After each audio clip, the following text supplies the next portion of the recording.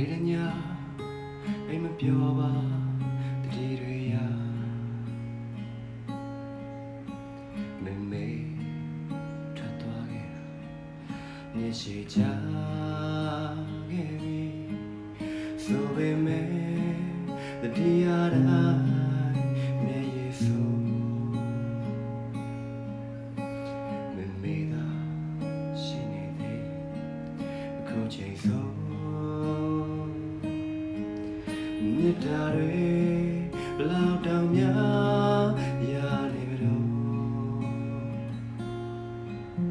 မေမေသိချစ်တဲ့သားရဲ့ကြောင်းတွေသူတွေကိုများပြောနေအောင်လေပြောင်းလဲများတဲ့လူတွေကြောင်းပြောပြအောင်မေวันนี้အားငယ်ရချိန်တိုင်းမေမေကိုရင်ဖွင့်ရအောင်မေအခုတော့မေမေရဲ့